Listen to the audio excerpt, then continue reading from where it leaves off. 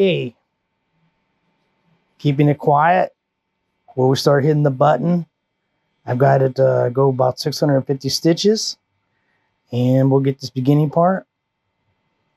And let me hit the start button on our Happy Japan 15 needle, and let's get this out of the shop and ready to go so the customer can enjoy it and sport it this weekend.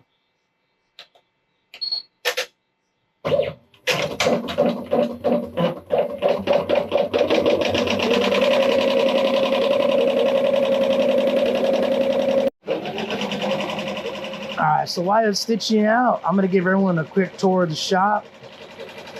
Right here you can see, this is where I've got all my hoops hanging up perfectly on the wall.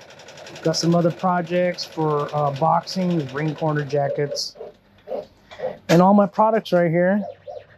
We love the shaka. We've got the Portland Company.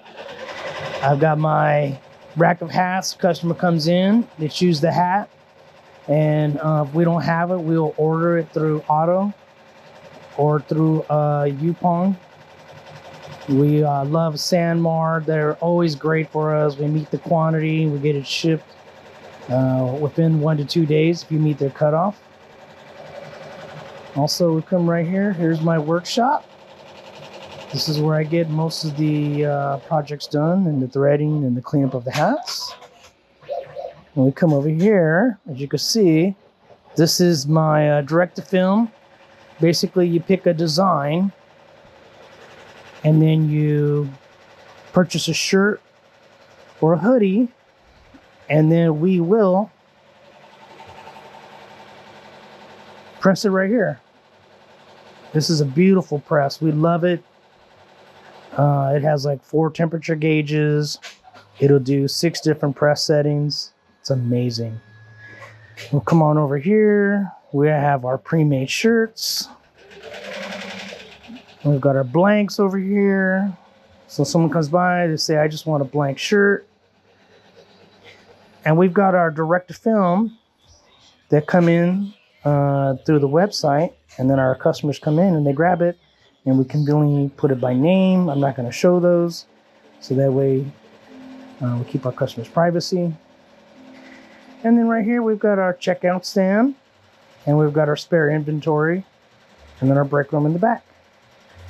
And you want to go to our website, grandsusdesigns.com. And you can check our prices and our products. And we will have a new update to the website coming soon. We should be posting that Friday. So stay tuned, everybody. Yeah, look at that stroke. That is beautiful. You know, when you get a really good digitizer, you can literally walk away from the machine. You know what I mean? I've got it set up perfect. I like to send my files vectored just so they can separate it. And I just did everything that I asked. A little edge walk. It's a 2.5 millimeter satin border. And then the puff, when it comes over it, it's gonna intersect in, so that way when it cuts the foam, it's gonna be perfect. I love it. I'm telling you, you gotta have a great digitizer or you'll run into problems. And you'll think it's your machine or it's the way you hoop the hat. But in reality, it's just how it's digitized. You know, it's gotta be the right density. You gotta have it to where the colors, when the satin comes back over, that it's not too far. You know, some 12 millimeters is a lot for the machine to lay down.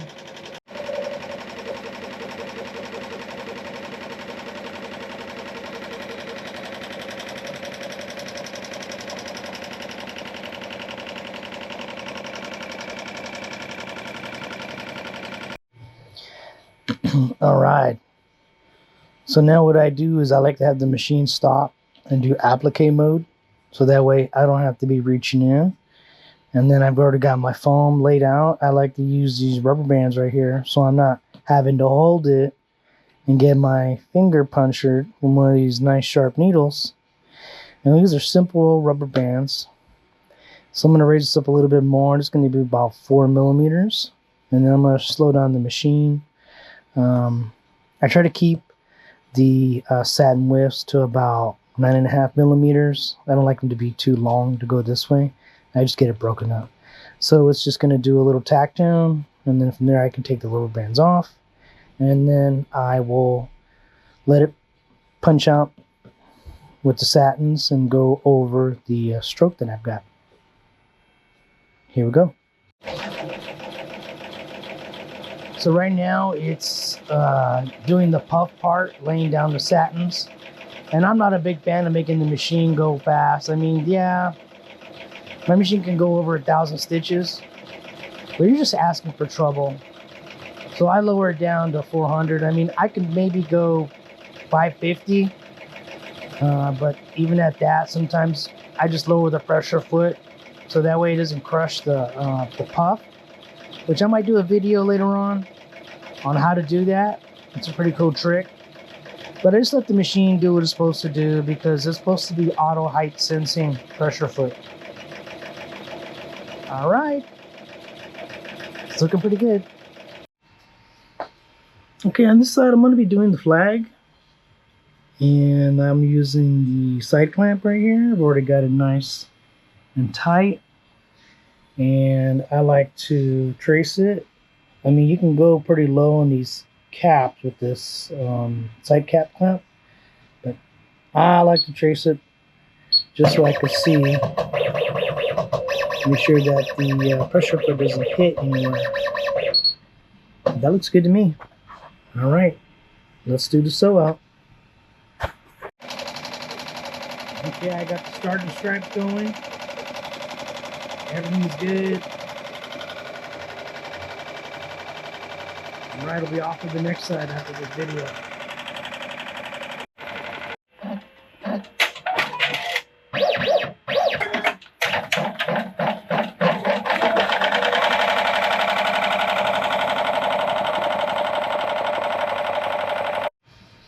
Alright, the flag is done. I'm doing the other image. I've already got it centered.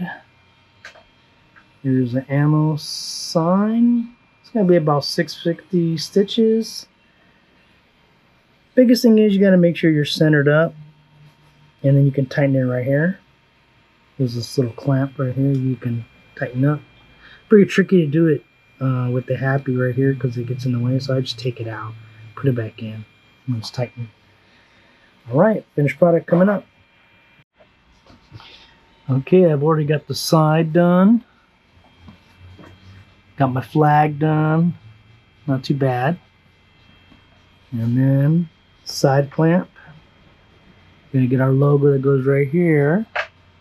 You can see it's gonna follow the arch. It's gonna be pretty cool. On this one, I'm not gonna do the fill stitch. I'm just gonna have that one skipped. I'll just do the stroke and the words.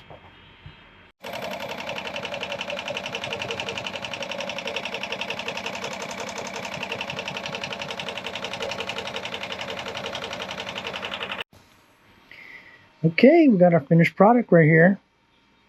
So total stitching, looking at about 48 minutes. Got this right here. Then I had to hoop it, put it right here. Do the flag. The back part. Alright. And then you got to clean everything up. Hit it with a heat gun. But you're in it for about an hour. It's still pretty cool. Alright, give it to the customer. Let's see what he thinks. Alright, thank you for serving.